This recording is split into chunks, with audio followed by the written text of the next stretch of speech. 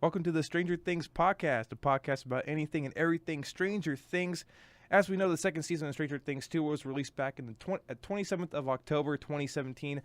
Already, theories have been made by fans, and also the media has been talking about them, and there's some very, very intriguing ones that I would like to discuss. And of course, I'm joined by some friends of mine.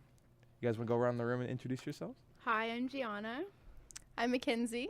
I'm Erica. Well, thank you guys for coming and being on the podcast here. As I said earlier, there's definitely quite a few theories, coming off of, Stranger Things 2, the second season. And the first one I want to start off talking about is that we all know that, at the end, 11, closed the gate, and to save the day. Yay!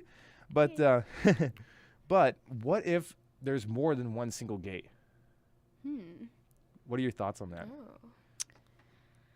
I think that's very plausible considering that people had different entry points multiple times throughout the show, and it's mostly shown in season 1, like how Nancy and Jonathan get through, and then also, I guess just Nancy got through in the tree hole. Oh, yeah. Mm-hmm. And then at the school when 11 went through and came back, she came back through a different portal. But And then in season 2 when Hopper went into the Upside Down. yes. So, yeah. I think they're... Right, and we There's see more different than one monsters coming in from the first season and the second, so they might be from different dimensions or something like that. Even Yes. Very true. All right, and I definitely think the same thing. I definitely agree with you guys that there's definitely probably more than one gate, and I think we just have yet to find out, which is going to be, I think it's going to be very, very interesting for season 3, because I think they're only doing 4 seasons. Is that correct for the show, or how are they planning out? Because I read on IMDb that they were doing 4 seasons. I know that they're confirmed for the third, but I didn't hear anything Okay. about that. They on IMDb it did say that they were confirmed for seasons 3 and 4, but as far as anything else after that, no one knows yet. So that's still up in the air. But moving on to the second theory, and this will probably occur in season 3. We don't know yet, but you'll see more of Eleven's family in season 3. We already met, Callie, her sister, and number 8, that she kind of rode with her and her gang up in Chicago, right? And they were, doing, killing people and doing all sorts of rebellious things. Of course, they almost got caught by the FBI, which was very, very interesting. But obviously, she's one of many gifted children. So, how many are there, and who else do you think we'll see? And also, what was her? Is her mother also one of those people? Yeah, that's a good question. I think That was a I really don't know, I loaded think question that- there. I think that her mom, we'll see more of her later in the series, but we'll see, maybe she'll come back to her senses possibly, and I don't know, maybe reveal some more of her backstory. I think in terms of, I agree with you on that point. Also in terms of how many kids there are, considering the show started with 11. I believe she's probably the last one because everything kind of got shut down after her. And it makes sense that they didn't reveal a higher number because I feel like if they wanted to show that there were more kids, they probably would have started with 13 or Right. something like that. Yeah. And I definitely think that number 8 will be coming back because she seems to have a vendetta against all the people Right. in the lab. So. Maybe we'll see the Creepy masks. other experimented children come She back might be, with trying the to- rebellion or something. yeah. Hopefully not all of them are that dead set on revenge though, and there's Laying low, maybe. Just and living their life. I hope there's a couple that have normal lives and they can show that hey, You can can still learn to have- control your powers, maybe. yeah, Something like that. because then it'll turn into X-Men, and Yeah. we already know what happens with that. Definitely, I agree with that. And as far as that goes, because we don't know how many of them are there, and they're all seem very, very gifted. But it seems that all of them have experienced some sort of trauma, while being poked and prodded at and used as an object and used to exploited basically for research in very unethical and immoral ways, and obviously 11 definitely shows that, and she definitely showed that she's mostly scared. Of course, she finally confronted her problems, at the end of the second season. But most of the time, she was kind of she was running away from it mostly, whereas you see Callie, she was definitely wanting to just pretty much kill anybody that was involved, including, probably, 11's father. and stuff like that. And on to Eleven's mother. Like, was she involved too? Like, was she also part of the experiment?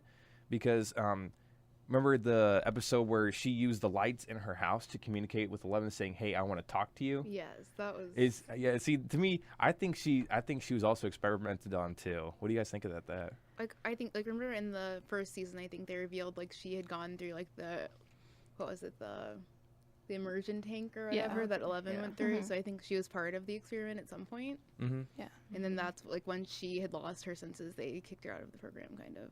Okay. Yeah. To me, that raises questions like, at first, the first season kind of gives you this feel that the experiments initially started with adults, but then when you figured out that there was more than one child, it makes you wonder, did they specifically experiment on pregnant women in order to get these children with the heightened ability, Ooh, yeah. and that the adults were never the focus of the experiments? That could be. Oh, That's a that's good a thought. idea. Interesting. That's very interesting. And what I do love how is because it's set in the 80s, it makes a lot of Star Wars references. Because it looks like the 11 and Callie have force powers, almost like a Jedi Knight kind of. But are those powers killing her? She's always bleeding out of her nose every time she uses some of her powers, her energy. Is that killing her almost? Like what is up with that experiment that she was a part of? Right. I I think, mean, like, Yeah, I mean, I think it definitely shows like a limit to their powers, like their abilities. Like they can't use them all like too much, or else it'll harm them. But what were you gonna say? I was just saying, like, we also saw it in Callie when she made the officers, like, see visions, like, her nose bled as well. And I think that, like, maybe, like, each person who is experimented on has different, like, forms of the power, Mhm. but it just takes away their energy when they use it. I definitely think so too, and also a lot out there is still going on about Eleven's mother, and is she somehow connected to the Upside Down? Because we already talked about the scene where she uses lights to communicate with 11, but is she connected to it somehow with like maybe she's been there, or I feel like she is. Like, she has been there at least, like, to know how to communicate through the lights, like Will did to Joyce. Like, she has, like, some kind of connection to it, I think.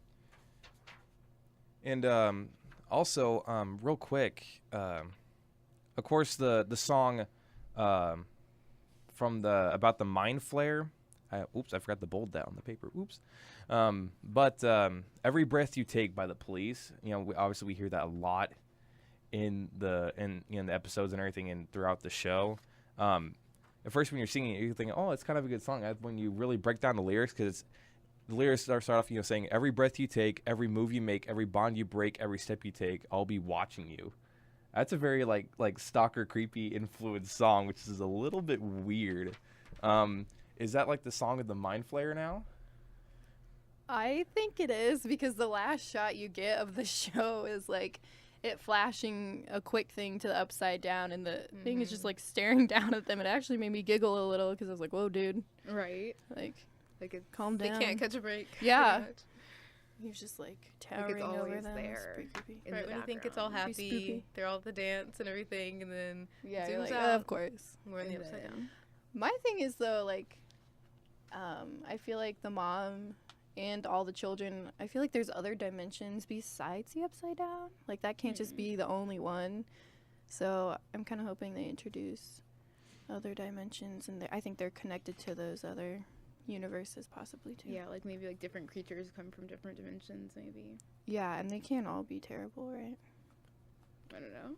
Hopefully. Hopefully not. God, this Hopefully one for can't be the them. best dimension, right? Yeah, because so far it's been a living nightmare. Right. Oh my goodness, yes.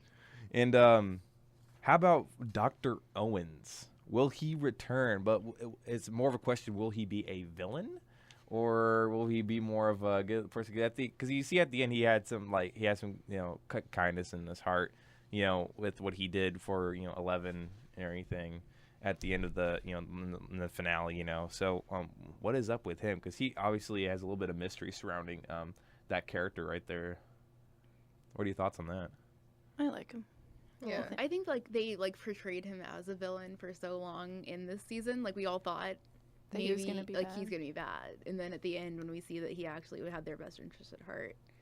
So Yeah. That's actually one thing I had a problem with in the show, and I'm pretty sure I talked to you guys about this, but like how they portrayed all the scientists as like cold-hearted people that just Yeah, want the right. truth, and I'm like, come on, Like, someone they're who's not. going into a science major, that is not true for all scientists. I definitely have to agree with that too. And this is the last theory that I have for today. What about Steve and his character? Because he's obviously like the proud mom. amazing with the bat in his hands, you know, and he's obviously cares for for the kids in his own way. Obviously he's always going to be that that high schooler that he is. But there's this theory going around that actually has come off of Reddit and other places that Steve might become a police officer in Hawkins, Indiana. How about that? I like that. I mean, Steve That's had cute. I like it. amazing character development, and I ended up loving him so much more as a Yes. character. It's like, oh, Steve. And Yes. so if he became a police officer and like Hoffer trained him, that would Oh, be he's like, so I would love that. Adorable. I would love And then that. occasionally he babysat 11 for him. Oh, yes, yes. please. That was really cute. I really love that scene. Well, that is it for today. Once again, this is the Strange Things podcast about anything and everything Stranger Things. Once again, I'm Will Vermillion, and thank you all for being here today for this podcast, and had a lot of fun. And of course, hopefully this will continue, and as more time presents itself. Of course, this is finals week, so we'll see what happens. But thank you guys for joining me. Yeah, Yes, it's thanks fun. for having Thanks for us. having us. Watch Stranger Things, everyone. Yes, it's awesome. Yes, it's a terrific show. Thanks again.